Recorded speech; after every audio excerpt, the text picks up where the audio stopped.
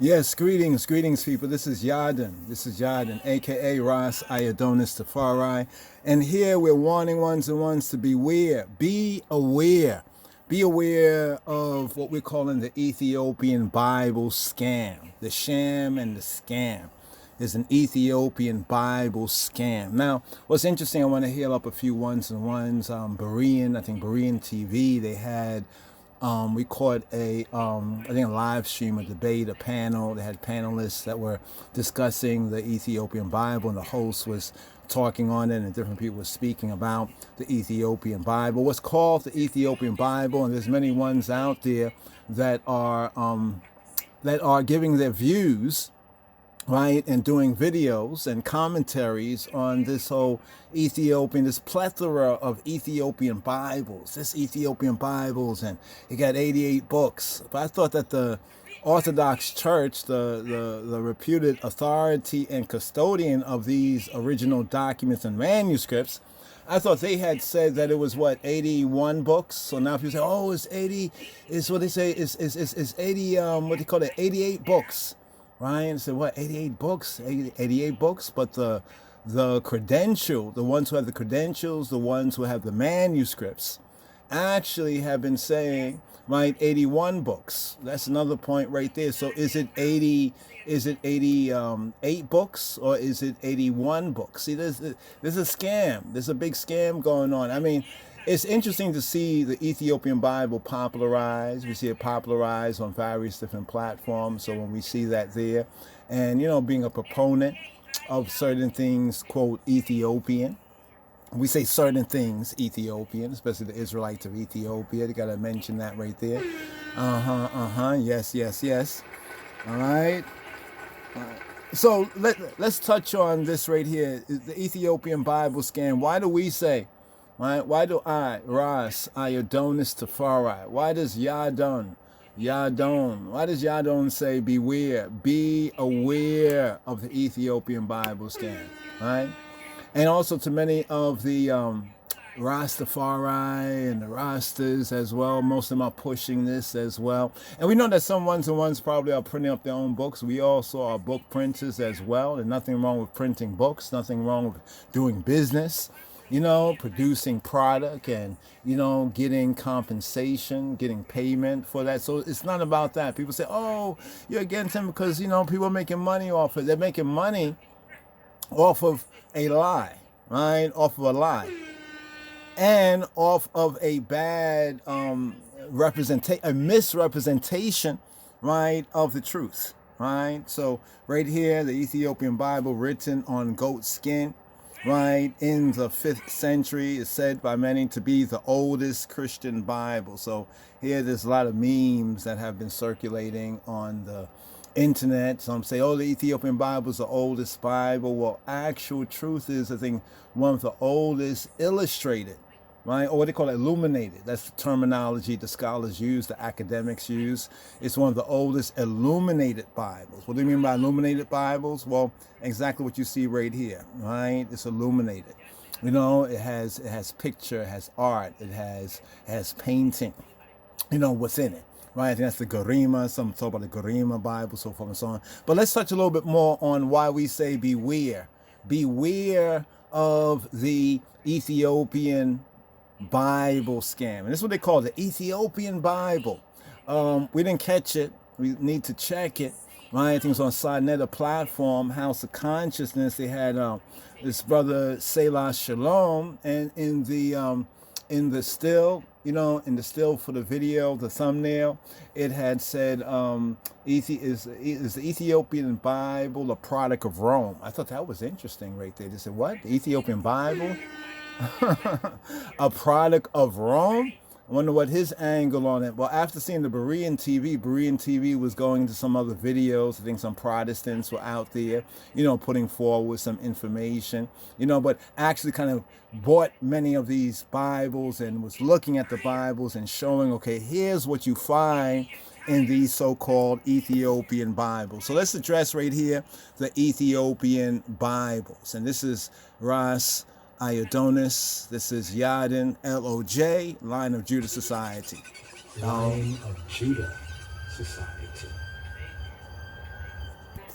So here we go right here, right? We looked up right here, Ethiopian Bible, just did a quick Google right here, Ethiopian Bible. You know, you can do this for yourself and see what's out there, right? This one says the complete Ethiopian Bible in English, right? And see, that's a problem right there, right? Not that it's in English, but who is producing this? In fact, in one video we saw in the Ethiopian Bible, they actually showed and proved that there were no notes, there were no footnotes. They didn't even tell you who translated these works. You know, who were the ones that translated these works, where they were translated, from what so-called manuscripts, right? They were translated from. It didn't give any academic. When we say academic, see, we're living in times where we have academic, right? We have scholarship. And because we have scholarship, we should at least defer to scholarship to at least give us a context. Because, okay, this is an Ethiopian Bible. Oh, really? Okay, Ethiopia, okay? Ethiopian, is it the Orthodox Church Bible? Is it the Ethiopian Catholic Bible? Is it the Ethiopian Christian Bible? Is it the Orthodox Church Bible? Is it just a Bible that somebody puts a name Ethiopian on? What are we talking about when it says Ethiopian Bible, right? This is a basic point. Now, notice some of the prices that you see right here. This is very interesting. You know, we see some of the prices on these books right here, right? And they all look nice. They look nice. It looks like they're from similar producers, even when one particular reviewer was reviewing the Ethiopian Bible. That's on Berean TV. So hail up to Berean TV. Yeah, to Berean TV.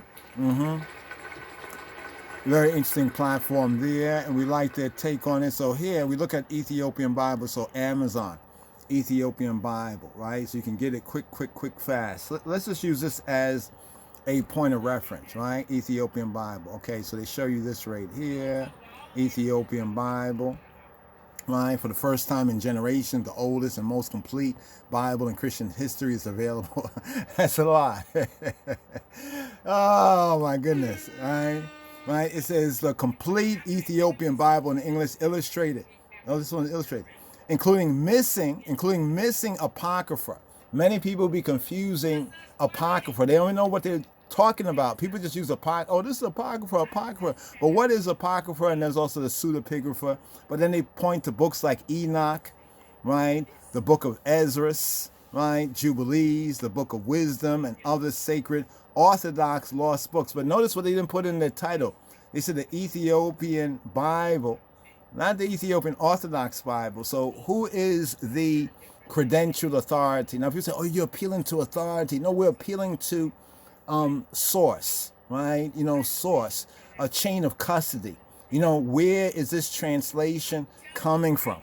Who is the one who has translated it? Where are the translation notes? Why is this important? Right? Because a translation, right, can be nothing more than someone's commentary on something, right?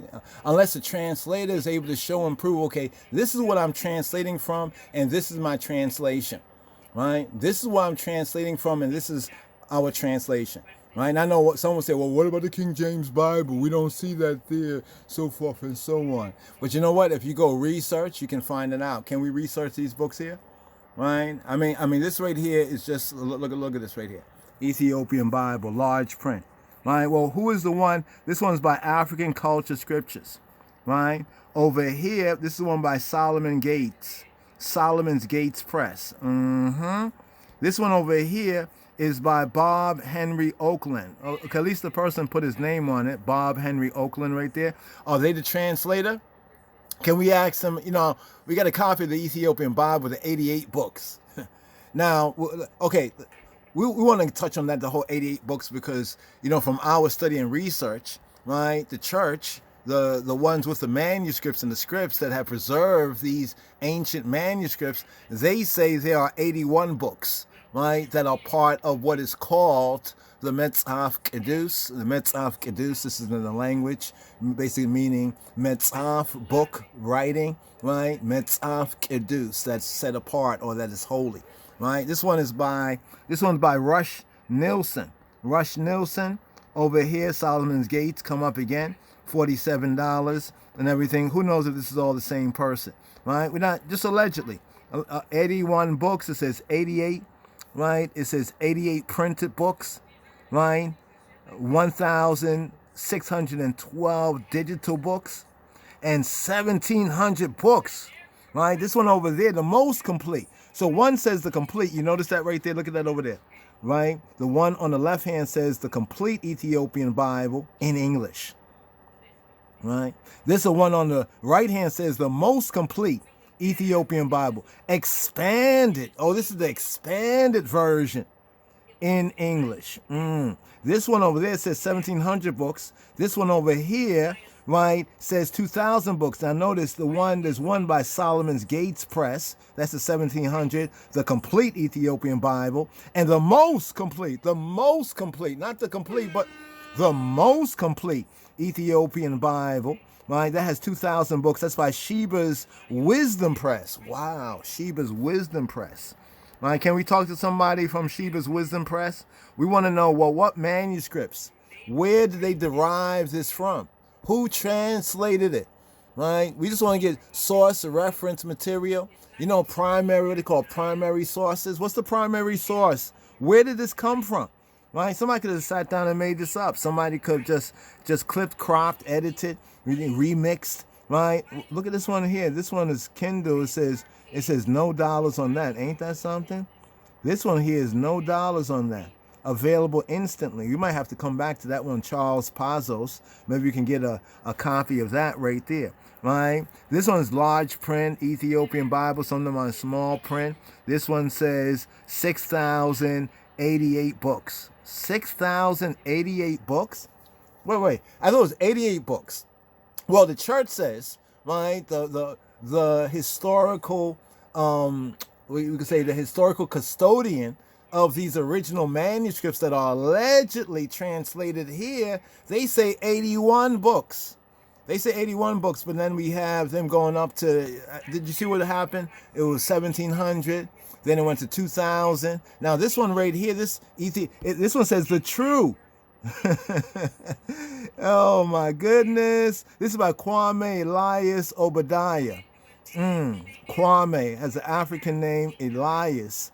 That's a Koine Greek version of Eliyahu or Elijah. Then Obadiah is the basic English version of Obadiah, right? Abadiyu, Obadiah. We just saying right here. But this one right here is the true. So one is the complete, then the most complete, you know, and then this one is the true, right? And it went from 1,700 books to 2,000 books, you know, and then this one here is claiming what? What are they claiming right here, right? Now at the bottom it says 88 books, and I want to show you this down here. Can you see at the bottom right there? 88 books and 6,000 rare apocryphal texts. All that's there. Wow. That's just mad interesting. Let's continue up here, right? This one says 1,900 books. 1,900 books. This is Charles Lockridge. It's almost like somebody's finding the PDFs out there and just changing, because you know, like in printing nowadays, you can find some of these copyright-free documents and you can reprint it yourself. You know what I'm saying? And we're not against the reprinting or printing. I mean, let's use what we got, right? However, it's about the accuracy. It's about the scholarship. It's about the truth, right? The most authentic. This is the most authentic one. This is Ezra Marshall. Ezra Marshall right here, right? $38. And we can see the general range. Basically, you can say, you know, $40 to $50 right here. But notice that all of these are English. All of these are English. You know what these Bibles don't have? These Bibles don't have the original version. They don't even have the original text that he translated from. They don't even have the footnotes, the scholastic footnotes. They don't even tell us who translated it. Right? Who do we hold accountable for errors in translation? Because they said to us that it's the truth. It's the most true. It's the most complete. It's the most authentic. This here is a scam. This here is a sham, by and large. Now, we're not saying that each and every person out there is a scammer, but this needs to stop, people. This is the Ethiopian Bible decoded. Oh my goodness. Right? This is the large print one. Right? 17 font size. Because see, people have been complaining. You see, the reason why some of them be saying large print is because people have been complaining about some of these things have very small print, right? Extremely small print. So now some of them coming out, these are the large print ones, right? This is the Ethiopian Bible, right? This one says Ethiopian Bible, the Apocrypha of the Orthodox Tewahedo Church. I think they call it the pseudepigrapha. The pseudepigrapha. This one also has deuterocanonical books like the Ethiopic did scout. They just put everything, just piled everything up in one book. This is M.J.D. Osborne here. This is probably one of the lowest prices right here. Right? It's interesting right here. This is like $14. Right? Might even just cop a copy of that right there. Because, you know, what does King Solomon say? What does King Solomon say? All right, Solomon Press. What does King Solomon say? So what does Solomon say? Solomon says, Emet k'nei wa'alatim kor chokmah umusara u'abinah. What does great King Solomon say? Solomon says right here, buy the truth. He says, buy the truth. So we definitely want to buy truth. If we got truth out there, we want to buy truth. But is these Ethiopian Bible scam, this sham, is this the truth? Right? But it says, buy the truth. Right? Emet k'nei, emet k'nei, emet k'nei, and sell not.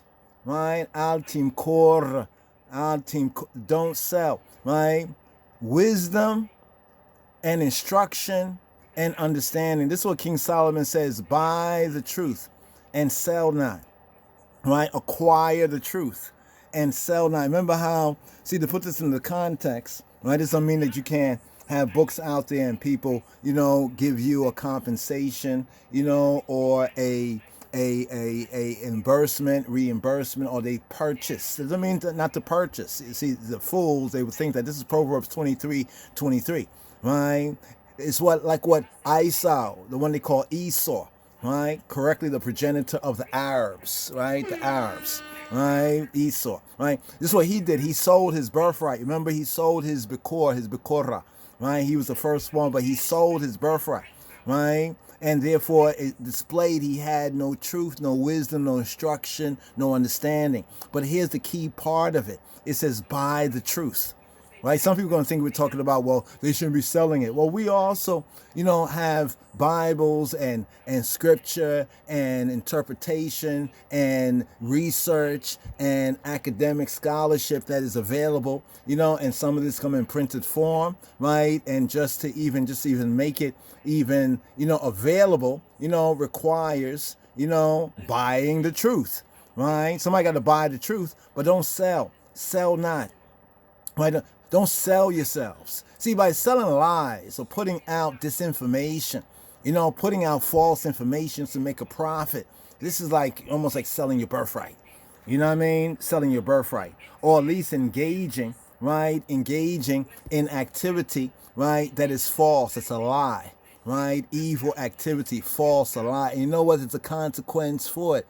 Even if the judgment is delayed, you know what I mean? It will surely come. So here's what Solomon says. Purchase emet k'nei, wa'al timkor chokmah, right? Wa'al timkor, right? But don't sell, right? But don't sell chokmah, musar, and don't sell instruction, right? Bina, right? And don't sell, like don't sell out. See, the context of the scriptures is don't sell out. Right? Don't sell out. Don't sell it. Right? Wisdom, instruction, and knowledge. So here's where we're looking at right here.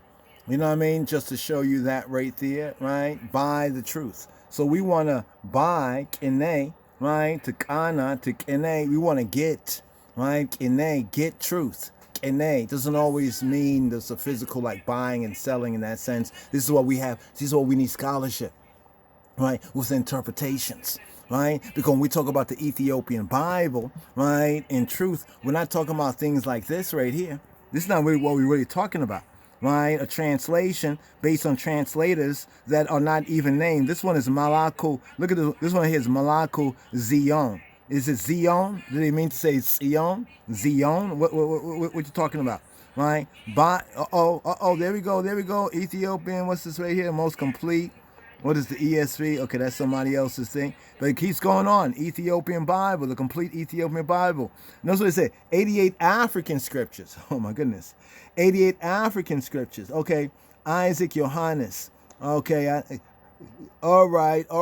Now, here's what I say. Because I know some of my brothers, some of my fellows, some who might have learned certain things or have tuned in to some of our previous podcasts over the decades, might be involved in this. But this is for us to get together so we can really put out real content, real information. You know what I mean? Not to get caught up on this. But listen, they say hate the game, not the player. Right? Hate the game, not the player. Right? So we understand this mercantile game, right, amongst the Gentiles. But we do have to speak up on this. Why we got to speak up on this? One say, well, you're speaking about this, but what are you producing? What are you giving?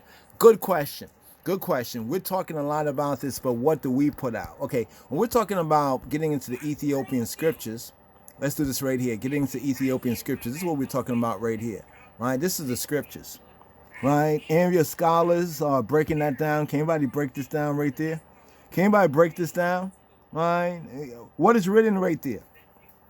So we got the Ethiopian Bible. That's what we're talking about right there. Like we did with the Hebrew just now. Right? We were able to break down the verse. Right? We were able to speak, read the verse, and break down the verse. Right? This is real scholarship. Right? So if we as once lost now found, right, seek to return, right, from a fallen position to rising up, we got to rise up with our scholarship. This is all that we're saying. We got to rise up with our scholarship, right? We got to rise up with our scholarship, all right? But here, let's go over here. Let's go over here for a moment. One more. So here, we're back at this page right here. So we just went into Amazon to show what's available, Amazon books. You know what I mean? Amazon books, all the different books available. Now, we're not saying that ones and ones, are bad or evil for this, but it's a very low level. We need to, we need to step up, and a lot of the people themselves don't even recognize it yet. But when they do recognize it yet, hopefully you'll have something better available for them than what you've been putting out, right? Right here. We see 4.5 at very high ratings, 16,831 people, right? But the wide road, the broad road is always not the true road, right? Has anyone ever read? This version is 800 years older than the King James Version. It has over 100 books, and mine has 66. I just got to laugh at that for a moment. Any thoughts, opinions, ideas? Well, yeah. Hopefully from Reddit, somebody will post it on Reddit. Thought it was 2 years ago they had that discussion right here. Is the original Bible the Ethiopian Bible? It says no. Right? The Ethiopian Bible is not the first Bible because there's a lot of false. Let's go over here, right here. Now you'll see things out there like this. Right? I call some of this like some feel-good information right here. And here it says the Ethiopian Bible is the oldest and complete on earth. Is it? Is it really? Right? Let's say this one here for our collection right here. Right? Written on goods. I mean, oh my goodness. Who did this? This even shows that when one's put together a meme, there's nobody else around them to kind of like, what do you say, with like if you're making war or something like that. So here we go right here, because two verses, I was thinking about both of them, but two verses, Proverbs 20 and 18, right? Every purpose is established by counsel, right? Not just one way, but by counsel. And with good advice make war. Because people talk about we're in a spiritual war. Well, even if we're in a spiritual war, right, it says with good, you see what kind of advice? Not with advice, but with good advice make war, right? Then we have Proverbs 24 and 6. It says, for by wise counsel. What kind of counsel? They say just counsel. The first says purpose. A purpose is established by counsel, right? By counsel, right? With good advice make war. Proverbs 20:18, right? What a year, 2018. Remember that year, 2018? That was the year before 400 years. You get that right there? Proverbs 24:6. For by wise counsel thou shalt make thy war. So even if we're in a spiritual war, what does it say? And in multitude of counselors is safety. Is safety. Is safety, right? See, because by us saying that beware of the Ethiopian Bible scam, right? It's not saying what says to buy truth. There might be truth in it. Go get a copy. Did you get a copy? Did you find any truth in it? Come on, let's discuss. Let's discuss this truth that you found. Now, over here, we just looked up where it says, is the Ethiopian Bible, original Bible, the Ethiopian Bible, because there's a lot of disinformation out there.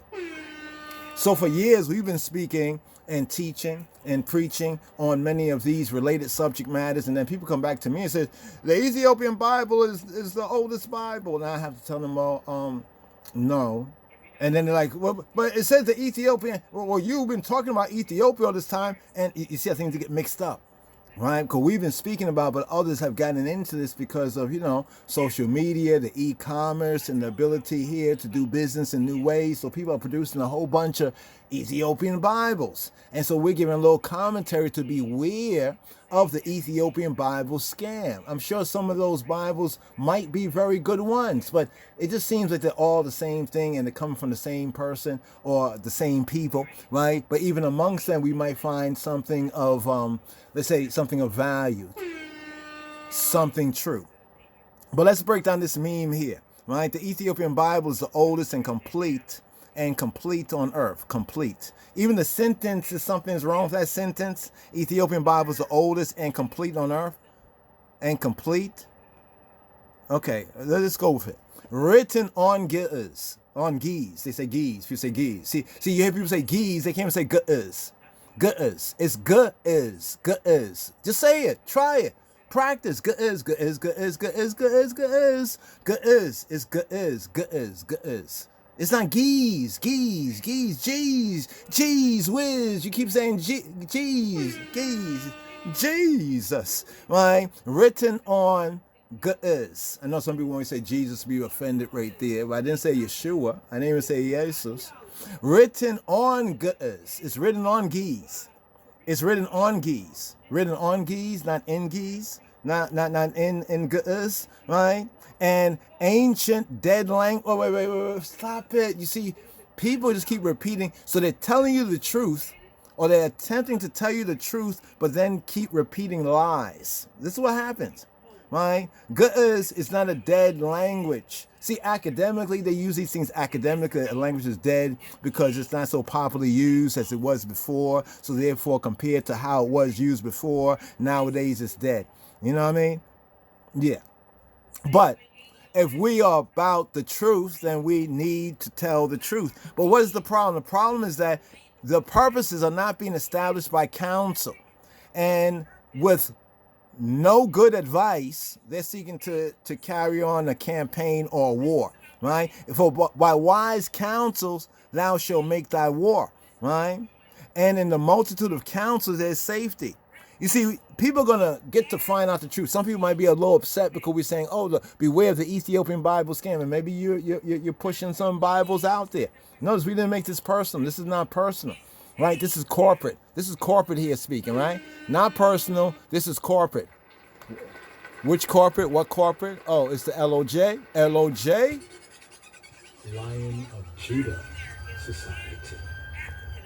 So written on ge'ez. This has been written in ge'ez, right? An ancient language of Ethiopia. Take out the whole dead thing. It's still used by the church and there's still many speakers of it. But no, it's not as popularly spoken as it was, hundreds of years ago. Yes. Nearly 800 years older than King James Version and contains 88 books, right? Compared to 66 books. Now, remember we were talking about that? The 88 books? But then some say, we saw what said 1,700 books, right? Next one said 2,000 books. Then somebody went on to say 6,000 books and said, what the hell is going on here? Which one is it? And it was right there on their cover work. Right there on the cover work. So the question here is, how many books are in the Ethiopian Bible? How many books are in the Ethiopian Orthodox Bible? Right? So here, just a quick AI overview right here, right? Just as a point of reference, we can go to other reference sources, but this is easily available for you and y'all to, follow up, and then we'll bring out the heavy equipment if necessary. The Ethiopian Orthodox Tawahido Bible contains either 81 or 88 books. Wait. What's going on here? Right? What does His Majesty says? Let's go on, right? It says, depending on the specific canon being referenced. The 81 book canon is considered the official. So are we keeping it official? Right? They can say, well, good, we're going to produce the 81 official books and then the other, 7, right, quote, non-official books. So wouldn't that be honest? And that scholarship isn't the way of really teaching our people the truth, right? Then it says, amen, kene, right, to buy truth, right? Yeah, right? Don't sell out. You're selling out, making a big number. Oh, it's thousands of books. Oh, it's 100. It's 800. One had 800 something books. And what's going on? You can keep seeing how they keep going up and up and up. It's almost like a Ponzi scheme, right? The 81 book canon is considered the official version by the Ethiopian Orthodox Tawahido Church, or the EOTC, right? While 88 book version includes additional texts and apocrypha considered authoritative in some Ethiopian traditions. In other words, the Ethiopians, they have a lot of ancient manuscripts. Remember that what we call Ethiopia, or the Israelites of Ethiopia, those with that connection with that Judeo-Christian heritage, that goes way back there, both to New Testament times and, of course, to Old Testament times, right? Boom, right? So this means they have a lot of scriptures, copies of scrolls from the ancient Hebrew and other things that have been preserved in Ethiopia, right? That's the truth of the matter, right? And therefore, this is why they consider it authoritative. You see, so a lot of people are going to the information that's circulating there, but they don't know how to read the information. They know how to read, but it's reading comprehension, Reading comprehension is a science. If listening is the art, then reading comprehension is a science, right? It's a science. It's knowledge, science. Scientia means knowledge. Just for everybody, scientia, y'all, it basically means knowledge, right? Ye shall know the truth, have a science of the truth. So let's look at this whole canon thing, right? So the 81 book canon, this is the official canon of the Ethiopian Orthodox Tawahido Church, and includes 46 books of the Old Testament and 35, right, in the New Testament. 88 book canon, right? This version is also used and includes a broader collection of books that are considered sacred or considered, as I mentioned earlier, authoritative, right? Some texts in this canon are not part of the 81 book version, right? And here the distinguishing text, the Ethiopian Bible is distinct for including books like Enoch, Jubilees, 1st to 3rd Maccabean, which is another version of Maccabees, or really it's additional Maccabean books, because some scrolls were preserved in the other tradition and other scrolls were preserved in the Ethiopian tradition, the Israelites of Ethiopia tradition, yes? And others are not, but here's the key thing, are not in the Protestant or Catholic Bibles, right? That are not. You see what it says? Not in the Protestant or Catholic Bibles. That's why I'm really curious about what Selah Shalom was saying when he asked the question. At least the question was there on the Sarnetta platform. Then he made a presentation where it says, is the Ethiopian Bible a product of Rome? Okay? Which is not, right? But I know what he might be going to. Yes, some manuscripts were printed in Rome in earlier times, but be that as it may, right? So the 88 books, right? So the official canon is 81, right? So are we going to keep it official? They say keep it a buck. Are we going to keep it official, or are we keeping it unofficial? That's the choice right there. What is it going to be? Keep it official? Yes? All right, official it is. Now, sometimes when we go to these references, like people ask these questions, And, because how the Google, the AI, the technology works, it would point to certain articles out there. So if there's information people put out on their platforms, sometimes they refer to that. Sometimes it's scholarship, it's accurate, sometimes it's not quite. So here we're asked which Ethiopian Bible has 88 books. Here it said the Ethiopian Orthodox Bible. Right? So we also have to pay attention. Orthodox to Wahido, what are we speaking about? Unlike any other version of the Bible, the Ethiopian Orthodox Bible boasts, they say, right, a remarkable collection of 88 books, including apocryphal texts rarely found in other Christian canons. This is from June 13th, 2024, so it's a recent article. And no doubt this is Balin Books. This is a bookseller. You see where it says Balin Books? For you to see right there is Balin Books. They're a bookseller. So, of course, a bookseller is going to promote, what they are selling. I think there's even a verse in the scripture, that yeah, here's the saying right here. It's 2014. What a year, 2014. It is not, saith the buyer. But when he is gone his way, then he boasteth. You see this right here? Just a quick one right here. Let's get the Hebrew first out the way right here. It says, Ra. He said, Ra, Yomar, Hakoneh. Ra, Yomar, Hakoneh. Ra. Evil. This is bad. Ra. Evil, Yomar, Hakoneh. So the buyer often says, this is bad, bad. Where Ozel Az. Yita halal, but then he goes his way, right? So here is the ISV version of this is bad, right? Yomar ha-koneh. So the koneh, the buyer, says this is bad, right? Says whoever is buying, but then he brags, right? Yita halal, right, as he walks away after the sale. So here's a version right here, naught, like nothing. But it's kind of a false translation here. It's not naught, right? Here is ra. So ra is bad, right? Ra, bad, disagreeable. Like you're doing business and somebody says, okay, it's this much money. Like, oh no, that's bad. That's not what's good for you. You want to pay just a little bit of money. You don't want to pay that much. Right? So that's a breakdown right here, right? But when he is gone, right? When he is gone his way, then he boasteth. You know how that is. You buying something, you haggle for them to bring it down, and you're like, oh no, man. You put bad, sad faces. It's, they tell you what the price is and you act like it's evil, Ra, Yomar hakoneh. We ozelo az yitalal. We ozelo as when he goes forward, as then yitahalal, then he brags, he boasts. I got a good deal, I got a steal, I got a good deal. So that's why I said that Balin Books right here, right? Nothing personal. They might be selling some of our books too. You know what I'm saying? But yeah, so of course they're saying that because it's a part of the pitch. Right? Let's see, how's the Ethiopian Bible different? Let's go over here. The Ethiopian Bible different to the Christian Bible primary in its larger canon. So it's going into that. Yeah. Not a problem there. Where it says how many books in this is one right here, right? Here it says the number of books in the Orthodox Bible varies by tradition. Right? And see, this is something that ones need to understand. Right? And notice what we have right here. This now, I think, is giving us clear because it's really breaking down the different traditions. So there's Orthodox and Orthodoxy, but there's different traditions in Orthodoxy.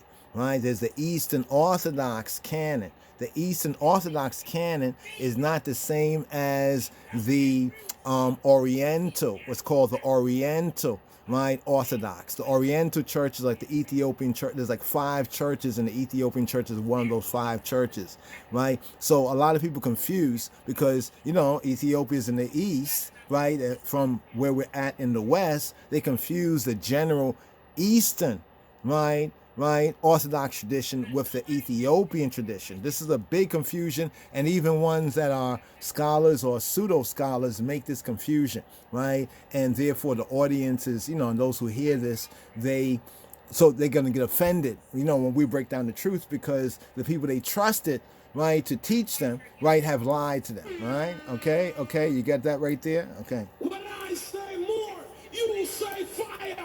More fire.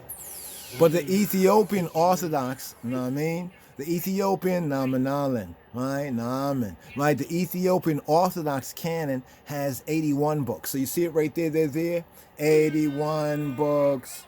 Wow, here we go right here, right? That's the fact, right? So we had to actually go through a couple, right, of these, because we already know what the truth is, right, from our studies, right? But this is going into a lot of the books, the research, what we have done elsewhere, right, and what we sought to do from the very beginning. So now we see all these Ethiopian, Bibles out there, and everybody's like, hey, I got a copy of the Ethiopian Bible, right? And now we'll show what we have sought to produce over decades, you know what I mean? And of course, the truth is out there, but people tend to go the broad way, right? Just by nature, the fallen human nature, they tend to go the broad way. The narrow way is too tight for them, right? So the Ethiopian Orthodox canon has 81 books. The specific number can differ due to the inclusion of books like 3rd Maccabees and 1st Esdras. So here we have right here, the Eastern Orthodox is different than the Ethiopian Orthodox. That could be a whole video in itself, how the Eastern Orthodox is different than the Ethiopian Orthodox. When the Eastern Orthodox tradition typically contains 76 books. So, it's not about the number of books, because this is what a lot of people think, oh, they got all these books, therefore they must have been lying. And even the books that you got, the 66 books that you got, you're not even familiar with that. You don't really know those books. It reminds me of something else in the scripture as well. There's something else in the scripture. What's that other saying? So here, check this out right here. Check this out right here, all right? Where is it right here? Is it this verse right here? Boom, boom, boom, boom. Right, yeah. Right, let's go to learning right here. Learning is good right here. Right, learning. Right, let's type this in here. Just want to let you see what I'm doing right here to bring up these verses. Let's scroll down here on learning. There we go. Ever. I looked up forever, but actually in 2 Timothy, the King James Version, 2 Timothy 3:7 says ever learning. That means people are ever learning, right? They got the 66 books, right? But, oh, there's 76 books. Oh, there's 81. There's 88 books. Wow, I'm missing something. That's why I didn't read the 66 books, because there were other books that wasn't there. That's why I couldn't read the 66. I didn't understand the 66 books because I didn't have these other books. What kind of nonsense is that? Right? They wasn't even understanding the books that they had. So they want 88 books, but they haven't really studied the 66 books. That's why 2 Timothy 3:7 says, ever learning, and never. Ever learning and never able. Ever, it could be like a little rhyme. Ever learning and never able to come to the knowledge of the truth. That's what's happening. That's what's happening. That's why I call it beware. That's what we said, beware. We just want you to be aware. Be aware, We didn't say don't buy it, don't read it, don't pursue it. No, just be aware, awareness, right? So the Ethiopian Orthodox Tewahedo contains the largest canon with 81 books. You see it right there, 81 books, right? This includes additional texts like the Book of Enoch and the Book of Jubilees. Right? Now they're talking about all these other kind of books, any kind of book. They're just throwing every kind of book in there. You know what I mean? Other Orthodox traditions, some traditions, such as the Russian Orthodox, may have slightly different versions, though they generally align with the Eastern Orthodox canon. This is a very good one right here. Where did they review this one from? I think they have 5 sites. So even when it says over in the corner over here, 5 sites, you can go into that at any detail to see who, where they were drawing reference from, right? Earlier, we showed you where it was just a bookseller. There was a bookseller that basically said it's 88. So some people might say, oh, it's not 81, it's 88. right? And where are they drawing their reference? Where's their primary source, their reference source there? The same thing we were saying about the Ethiopian Bible scams. In many of these Bibles, there's no translator. We don't know who translated it. We don't know from what manuscripts they translated it from. If any, there is no translations notes or even no commentary. And that's important information if you're doing real so-called scholarship, right? Or just if you listen, even an individual could be doing real scholarship for themselves. You want to make sure that what you are receiving, right, is credible. You want to know the context, right? The context credibility of what you are receiving. Just a little bit more here on the beware of the Ethiopian Bible scam. So here, scroll down here. I saw this. This was interesting. Both the one, why does the Ethiopian Bible have extra books? That's what we're talking about here, right? Right. So you can know what really is in the Ethiopian Bible. What do we mean? When somebody said Ethiopian Bible, Ethiopia one time was an empire, right, containing many nations. Today, it's a kind of a nation state, right? Be that as it may, right? Which Bible has 77 books?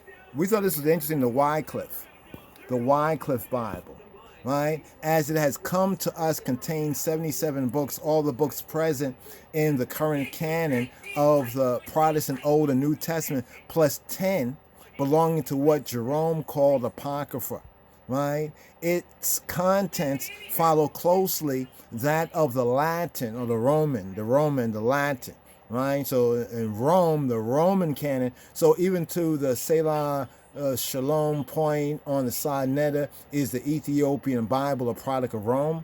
I don't know if he's talking about these, what we're telling you to beware of, all this Bible. We show you all these different Bibles out there. Ethiopian Bible, thousands of books, everything else, blah, blah, blah, blah, right? Or 88 books, blah, blah, blah, right? But the Latin Vulgate, this is the Roman canon. See, I just want to point that out. And we see that the Wycliffe Bible that followed closely, right, had 77 books. Like the First King James Version, the 1611, it also had apocryphal books, right, which was its main source. So you see right here, its contents follow closely that of the Latin Vulgate. So what they're giving us here is a point of reference, right, a point of reference, which is its main source. So when we talk about the source, what's the source material, right, who translated, and the Wycliffe, right? The Wycliffe, it was Wycliffe who basically was the translator, you know, and y'all have mercy on his soul because he was martyred. One of the main reasons for providing people the ability to read the scripture. So we're not against reading the scripture. It's just about the authenticity, right, of what's being read, right, and how we can subject the translation. Remember, we're not reading something that was already just written in English. We're reading something that was written in other languages. You know what I'm saying? And therefore, somebody said, well, this is a translation. They say, oh, goody, goody, goody, goody. That could be just straight lies, right? The Ethiopian Bible has more books because it developed its canon separately from other Christian traditions. So now this is good and very useful information right here, right? This is the kind of information that we really need. And notice this right here has 7, right? This has 7 points of reference.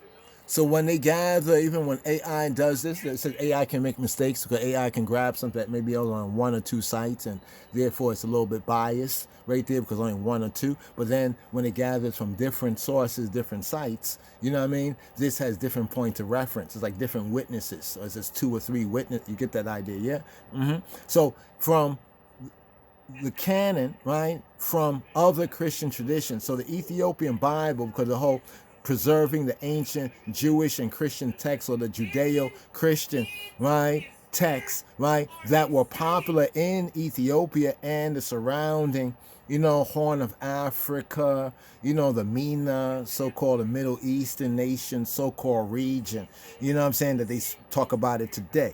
You know what I'm saying? It extended canon includes writings like the Book of Enoch and the Book of Jubilees in the Old Testament, along with other books specific to the Ethiopian church history in the Addis Al-Kidan, New Covenant, New Testament, right?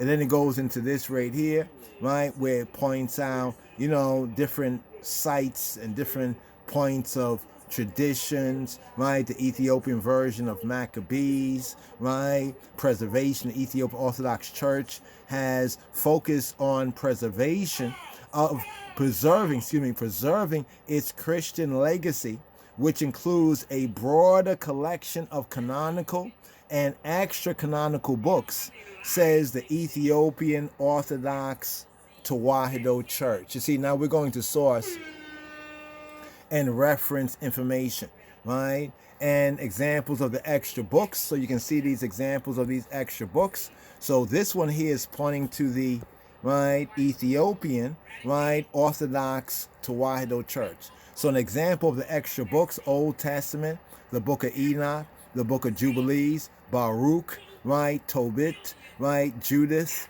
1st and 3rd Maccabean, or the Ethiopic Maccabees. And when we look at the New Testament, the book of Clement, right, the Synodos, right, a collection of like church orders, and the Didascalia, they said Didascalia, but the Didascalia, right, which is the Ethiopian Didascalia. Right now, many of these books we're familiar with as well, and we have also kind of reprinted a lot of these books, you know, and the best and translations from Ethiopian sources with critical footnotes, you know, so where a scholar, even the scholar, understands, right, you know, what he's translating, but he provides us those translation notes. Right, so if we seek to do what the scholar has done, right, and look at the original manuscript, which what we do, right, and what we have done, right, then we can say, you know what, that was a very good translation to English, you know what I mean? Or we can then say, we don't know about that. Same thing we do right now when we go to like the New Testament, we look at the Greek, we go to Old Testament, look at the Hebrew, same process right there. So right here, right, this is a good one right here. Why does it have extra books? So the actual canon is 81 books. Are there other books? Well, yes, there are more books than other books. But you can see how we want to show you right here how the whole context is off. And they're not really teaching people, because based on the vague information, right? Based on a lot of the vague information, you know, this either I is a nonsense, right? Are we going to keep it official? Like say, are we going to keep it a buck or not? So we're cautioning ones to beware. Should I get the one with the 801 books? Or should I get the one with the 1,700 books? Should I get the one for $34.47, or should I get the one for $30.29? Should I get it based on the price, or should I get it based on the content? But suppose most of these are basically the same book, just being shifted around. It's like a 3-card Monte shuffle right there. Hey, listen, we don't hate the player, you know, but we do hate the game. Stop playing games, right? We shouldn't be playing games, right, with our people. If it's a hustle for the market, right? If one's a hustling for the market, then we definitely understand it's a market-based hustle. Now notice, there we have the Metzaf Kedus. You see over there the Metzaf Kedus on the Etsy, right? Look at over there the Ethiopian manuscript. You see how expensive Ethiopian manuscripts are? Look at that, look at that. Look at that right there. Right, one is for $15,500. One is for $1,088. Right, so we don't know who's selling this. Is it Ethiopians? Is it foreigners that were able to what they call how they call it? I'm about to say hustle out the country. There's another word for it. Smuggle. They was able to smuggle out the country. You know, in some of those manuscripts. Really like to see that. Get our hand on that. Right, so we have here Ethiopian. Okay, now this, notice that one right here, Ethiopian Orthodox Bible, but they still saying, right? They put Orthodox. They'll change up, they'll add or take away, right? Sometimes it's the same book, right? Many times it's the same book. No, for real. Many times it's the same book that's just being spit out. And here's the shame about it, y'all. Here's the real shame about it, right? It should have been the Orthodox Church, the Ethiopian Orthodox Church, right? Yes, they are the traditional historic custodians of these ancient manuscripts. But since 1974-75, you know, we say beware of the Ethiopian Orthodox Tewahedo Church as well. by and large. You know what I'm saying? Because we understand what happened in the post-majestic times. That's a whole other discussion right there, you know. But just looking to the point of reference, right? The Ethiopian church should have been putting out a lot of these books. They should have been printing this. They should have been translating, since they know the language. You know what I'm saying? The G'uz, the G's, or the G'uz, you know, the ancient language, dead or living, however ones want to look at it. They should have been putting out these books themselves. You know what I mean? They should have been publishing and putting out these books. You know, look at this. Look at this right here. Look at this right here. Look at this right here. See, this is the type of things that we really need to get into. How many of these so-called scholars can read this, can break that down? You know what I mean? That's when we want to get to the real roots, right? The real roots. We want to save that there as well. You know, get to the real roots of the matter. Right, so before we close up, because people say, well, you're talking about what they did. Well, what did you do? Well, what have you done? Paperback version, so forth and so on. So it's a grift. It's a little bit of a grift. It's a little bit of a hustle. You know, hate the, you know, the game. You know, not the player. Don't hate the player, but hate the game. That's what we say, right? Don't hate the player, right? But there are bad actors and bad players. You know what I mean? Because even sometimes within sports, players be fouled, right? They be fouled, right? And they be taken off with, you know, be taken out of the game, right? Because they're not playing according to the rules. So what we're saying right here is that there should be some basic rules, right? There should be some basic rules to this, you know? So they'll show things like this right here. Let's see if we can grab that right there, right? He is holding the Ethiopian Bible, which is the oldest, original, and most complete Bible on earth. Is that true? Right? Is that true? Is that true that it's the oldest? Right? It's the original? Is that true? Is it the most complete? Is that true? Is it true? Or is it something that people are grifting us and they're making us feel good? Right, because we like Ethiopia, we're pro-Ethiopia, we like Africa, whatever the case might be, right? So they're using this, right, to basically just hustle us out of money and sell us the same half-baked, you know, half-baked scholarship. Now look at this one over here. This one over here, they're getting real slick over here, right? They're actually they're topping the other ones, and they're putting like an Ethiopian priest, or maybe some holy person, or a person who's a monk or something like that. They're putting him on the cover, right? You see over here where it has them hark right here, people not getting into this. This is getting into the real Ethiopian Bible, right? Let's go back right here. This is getting into the real Ethiopian Bible. Sorry about that. Right, here we go right here. This is the real Ethiopian Bible, Metzaf Kedus. Right, but most ones can't even read this. They can't read it. Right, you know, my goodness. You know what I mean? And the next thing is, for even those of us who can read and interpret this, is anybody really interested? People want something quick, fast, and easy. Right? Even if it's not true, even if it's a lie, even if it's inaccurate. Right, you know, I mean, and even with the Google Play, you can download a lot of this and get this on your phones as well, right? I mean, if you want to get access, right? Here's the Garima. Remember the Garima Gospels? The Gospels, you know, that's actually the one that's actually the oldest illustrated, right?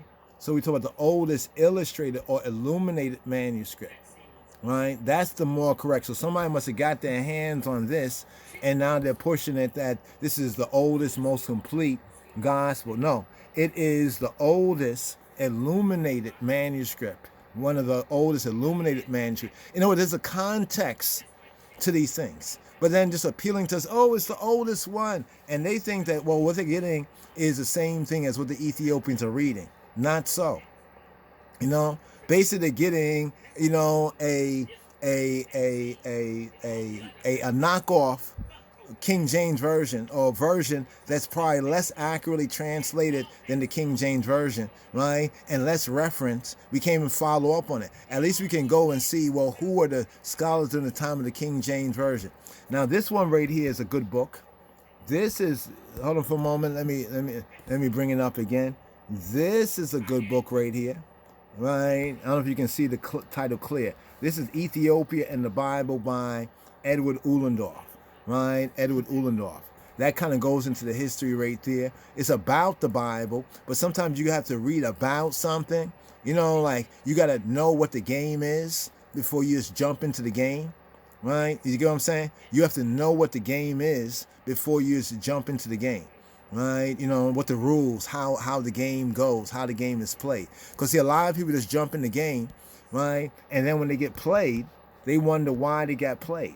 They got played because they didn't know the rules of the game. Right, and so a lot of people are running after these different Ethiopian Bibles, and it's not just that; it also goes into other areas. Whatever becomes popping, whatever becomes popular. Now, this is interesting right here, Rastafari TV, right? Rastafari TV right here. Hail up to Rastafari TV. Now, here when we're looking at this right here, the Ethiopian Bible, the Kever Neges, really is the real Ethiopian Bible. If you want to know what the real Ethiopian Bible is, it's actually the Kebra, right? The Kebra Neges. It's actually the Kebra Neges. But people say the Kebra Nagas, but they don't speak the Gs. You see what I'm saying? The Kebra Neges, right? This is the real Ethiopian Bible. When we talk about the Ethiopian Bible, like what Bible of Ethiopia from that context, right? It's the Kebra Neges. So check this out right here. This is Rastafari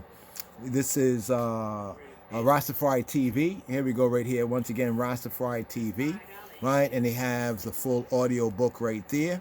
But we haven't checked out the audio book. Hopefully it's good and all that and everything. Really should have ones like us, you know, read that as well. You know, because what we have to do is put our own people, right? We got to have our own scholarship. A lot of it's something that we're using like AI and a lot of different things. And we can use that, you know, in the meantime, but going on and keep using it, right? It really makes things mean, you know. So the meantime, what's really mean?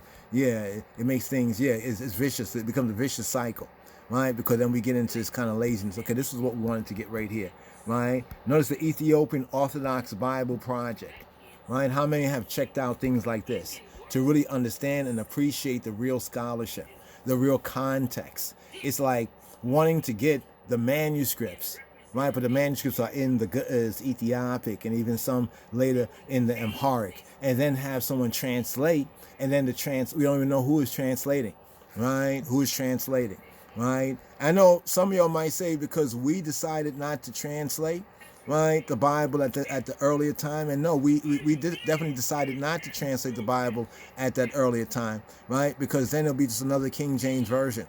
You know what I'm saying?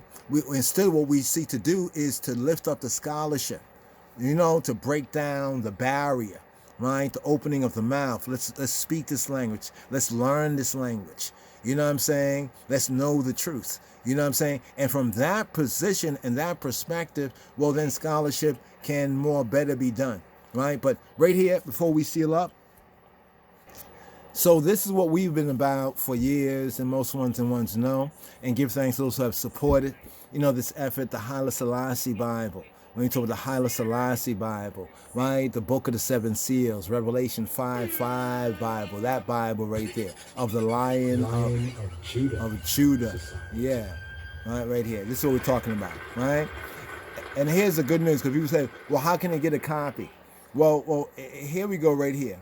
Right, the Bible was revised in the 14th century. The complete Amharic Bible, right, was produced in 1840. Right, you know, it's all put together in one book. That's what we're talking about, in the Amharic language. Right. So here, the Haile Selassie Amharic Bible. This is a very good site. Check the site out. And then underneath, right here. Now here we have. Wow, that's pretty good right there. You know, it says +8 right there, because the term Emperor Haile Selassie Bible can refer to two main things, right? And you can see the over in the corner where it says Haile Selassie Authorized Version. That comes from our dissemination and presentation right there. Let's do this right here. So we have done translations, and we still do translations here on the podcast. We sometimes do live translation. You know, we can do a live translation. Boom, right there. You know what I'm saying? You know, in spirit and truth, break down every word, put it together in the phrases, the context, and also give the possible meanings that any intelligent speaker of the language would come to, right? But right here, moving from that, we show this at the opening. Now here, this is us right here. This is LOJ, Lion of Judah Society. Once again. Lion of Judah Society. The Haile Selassie the first, or the Emperor's Bible, the authorized, what we call the authorized, revised, Amharic Bible, right, of the conquering line of the tribe of Judah. Then on the right-hand side is the book, the Metzaf Kedus. This is the Mezgebek Alat. This is the dictionary. So there's also a dictionary, right, a Royal Amharic dictionary for the Bible. But now, here's the challenge. The Bible is in Amharic. And because we've been speaking about this so long, and also seeking to encourage in it, right? One, to learn the language. Others have come forward, with the Ethiopian Bible, SCAMS and SHAMS, and people are like, well, why do I need to learn it? I can just read this in English. Yes, you can. But now when someone like myself reads it, and then we can go to the manuscripts and look at the original language, and then look at their translation, and then look at the original and translate it, we say, my goodness, this is why we say things are a scam and a sham. All right, that's why we're saying that, because we're ones who have the credentials, right, have the scholarship that can actually go into it, right, and verify, right? You remember what we said earlier about making war, with good and wise counsel, right? The Haile Selassie authorized Amharic Bible, what we've called, for decades, the Book of the Seven Seals, Revelation 5 and 5, Mr. 5 by 5, Kedamawi Haile Selassie. Mr. 5 by 5, Kedamawi Haile Selassie. Yeah. And who has said it? Who told you? Just give credit. You know what I mean? That shows true faith, where you can give credit. So the Haile Selassie authorized Amharic Bible, the liturgy book as well, that we have reprinted. That's not our original work right there, but we have reprinted it, and also had to change up some of the iconography, because it seems like some of the later day posts, godless creeping coup against the conquering line of the tribe of Judah, godless creeping coup, rebellion against the King of Kings of Ethiopia. It seemed like a plethora of whitewashed Roman Catholic images have kind of come into it, right? So here, some of our preliminary notes. This is what Rastafari, we thought we could focus this to our community, right?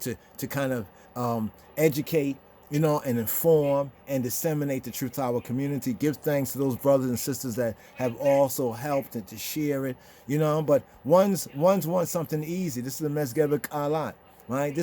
These are books that we have reprinted from the books that Kedamawi Haile Selassie and that righteous generation, right, had printed, published, compiled, produced, right? So it's keeping with that basic tried tradition right there. The Mekdem, right? Moan Besses, M. Negeda Yehuda, conquering line of the tribe of Judah, Kedamawi Haile Selassie, the first power of the Trinity, Siyuma Exziavia, the elect, the chosen one of God, Negusa Neges, Ethiopia, the King of Kings of Ethiopia. That's his real title, just for the Rastas, and the Rastafari. Many of them, they be saying a bunch of long convoluted things. No, we can keep it live and direct. If this is good enough for the king to put in his Mekdem, the foreword, right, of the Book of the Seven Seals, the authorized, revised, Amharic Bible, why should we do anything different? Now here, this is also from some of our preliminary notes. Give thanks to ones who have, shared this. Rastafari notes coming from a Rastafari, coming from I. Ras Iadonis, Tafar I. Yes, I. Right, Yadin right here. The Emperor Haile Selassie I, and the Divine Right of Kings. Right. And also the Amharic Bible, a unique text, right, in Rastafari practice, right? So for the called, chosen, and faithful Rastafari, right, this sort of level of discipleship, right, and scholarship is necessary, right? Is necessary. Otherwise, you skylarking, right? Remember that song, Skylarking, right? The skylarking. So right here, we saw this right here. This is beautiful. Brethren, was it Brother Sean? I don't want to misname. Right, I think Rashawn. Hopefully I'm correct with that. If I'm not, then please correct me. But thank you so much, because in coming into this video, we said, let's get this together to kind of show, right? And I'm happy that many of the brothers and the sisters are beginning, right, to pursue that level, right? Because we really need to get these kind of hard classes on, but ones and ones have to take this sort of learning seriously, right? And yes, we can go in baby steps. That's how we all begin. You know, as a child, you must be born again. You must be as a child again, right? That's what the words say, and that's what we say. Yes? All right. Okay, so right here.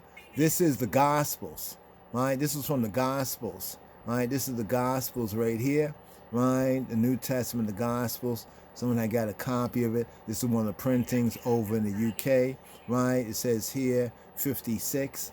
You know, whether it's 56.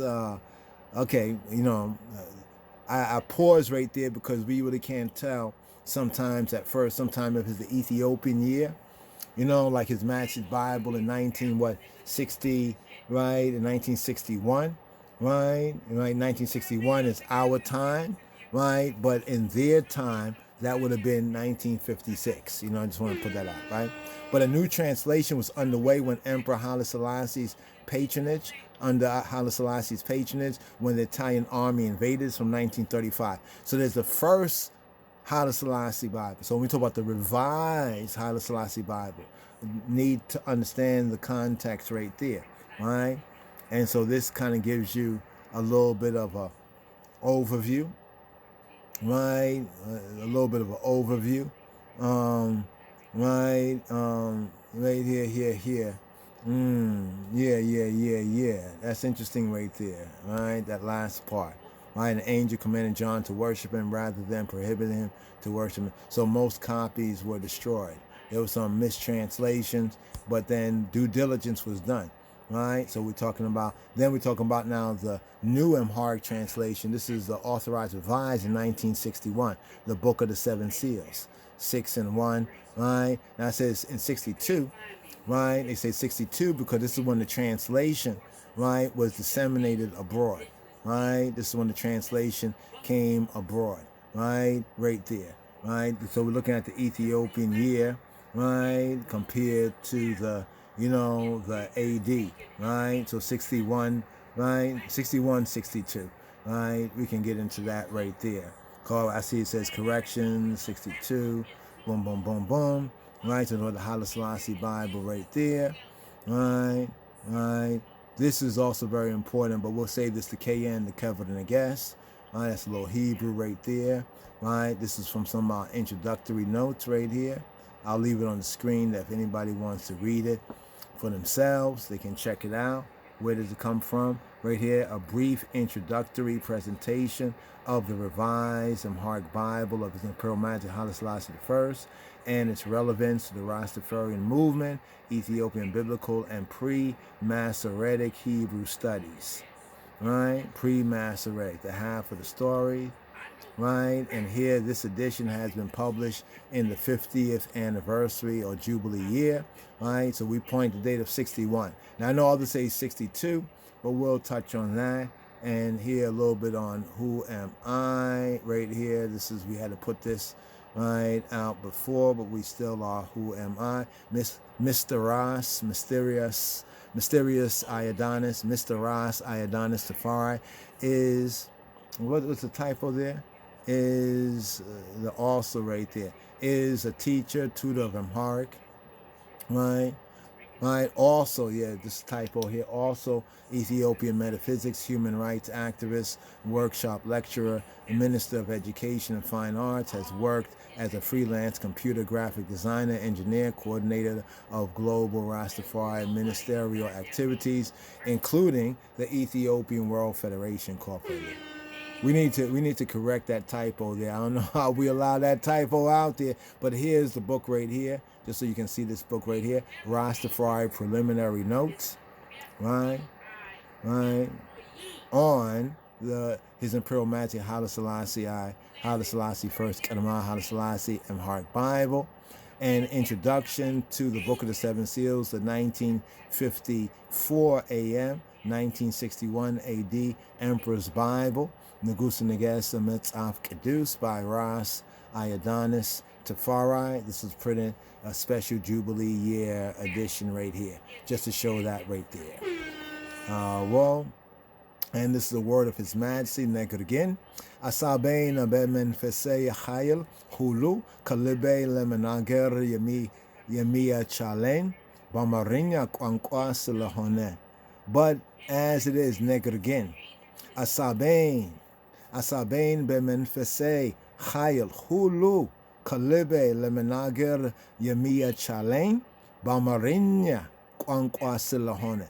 In the Amharic language alone, but as it is in the Amharic language alone that I'm able to speak my mind from my heart and with all the force of my spirit, right? This is from my life, right? And Ethiopia's progress. Hiwetena Ethiopia Rimja, right? The autobiography of Emperor Haile Selassie I, taken from page 299, page 253 in the Amharic version. That's how we were able to get the quote right there. Kadamawi Haile Selassie Nugusa Neges, Hiwetena Ethiopia Rimja. So right there. Why the Amharic Bible is necessary. So why the Bible? So we come across these rosters or some rascals saying they're rosters and talking about bun the Bible, bun this and that, and then want to take the name in vain. His Imperial Majesty Haile Selassie I says it is necessary to conduct oneself in a manner that we have been taught to do in the Bible. So shut him down, shut him down, shut him down. You say fire, more fire. The word says God bows the heavens and come down. His Majesty humbles himself to this word, and you now take his name and then go away from the way. You astray, hot to fire bun. When I say more, you say fire, more fire. Namen and nominalen. Okay. Okay, this is Christian priests who venerated His Imperial Majesty. The Emperor spent many hours daily in traditional prayer books of the Ethiopian Orthodox Tewahedo Church. He would have been saturated with the apostolic teaching and spirit. Bishop Paulos Mar Georgis spent enough time at the great Emperor Negusa Neges, the King of Kings court, to observe these habits and wrote about them. I was surprised at the devotion of Garmawi Negusa Neges, His Imperial Majesty, and I hope to achieve similar heights of spiritual life. So we have a bishop that says, as he observed, right, our Godfather and King of Kings, yes, right, Jah, the God, man, Jah, Yahweh, the man, Rastafari. He said that he was surprised at the devotion, right, and that he hoped to achieve similar heights. So the heights, the higher heights, right, the real heights. Right? The real heights of spiritual life and liberty. Now, you remember when we was talking about, people been saying the oldest Bible? Just to shut that down right here. His Imperial Majesty Godmawi, right? Godmawi Haile Selassie, Negusa Neges Ethiopia, King of Kings of Ethiopia, falsely translated as Emperor, but King of Kings of Ethiopia. He says that we in Ethiopia have one of the oldest Bible version, one of the oldest versions of the Bible. Come again, right? He says, we in Ethiopia have one of the oldest versions of the Bible. You heard that? So who are these and those to say it's the oldest, is this and that, it's the original, it was originally blah, blah, blah, blah, blah, blah, blah. But however old, right, the version may be in whatever language it might be written, the Kal, he says the word, and in the Amharic, that's the Kal, Kalu, right? The word remains one and the same. Now, there were some foolish ones, some brothers, but they were being very foolish. They were saying, it doesn't matter how the Selassie is saying in whatever translation, because some would say, it doesn't matter if it's in English or whatever, it's the Ethiopian Bible. False. Because His Majesty is saying in whatever language, right? He said whatever language it might be written, right? He says, in whatever language it might be written, the word became flesh. What are we talking about there? Huh? The word became flesh. right? We're speaking about our Lord and Savior Yeshua HaMashiach, the King of Kings Christ, Jesus Christos. This is who we're speaking about. You got it right here? You got it? Right? So some was thinking that His Majesty was saying that all the translations. See, this is where when we say that listening, if listening is an art, then reading comprehension is a science. All right? It transcends, it says the word remains one and the same. So what does He mean by the word? Right? Speaking of our Savior, speaking of Yeshua, speaking of Getachin, Medhanetachin, Jesus Christos. The word, according to what's written, and the word became flesh and dwelt amongst us, and we beheld His glory as the only begotten glory of the Father. Right? Right? Excuse me for the paraphrase there, but you get what I'm saying. John chapter 1, right? According to KJV, right? It transcends all boundaries of empires and all conceptions of race. It is eternal. This is a very important word right here. I'm drawing it out so you can see it. Would like to touch on this right here.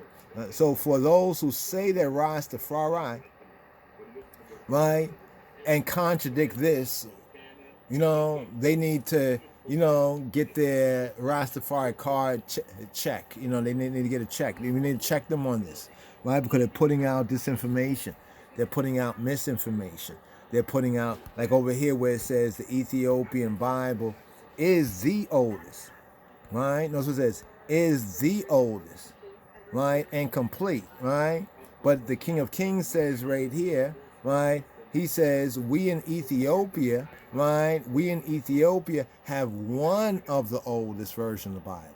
However old the version may be, in whatever language. So what Negus Neges, the King of Kings, Negus Neges Ethiopia is telling us, it's not about whatever version, like it may be, or how old that version may be, because essentially it's about the word that became flesh, right? He's not saying that the translations remain the same, right? It's very, like what he says right here, he says, because of this personal goodness in the Bible. So when you hear anyone that takes the name Rastafari want to bun the Bible, right?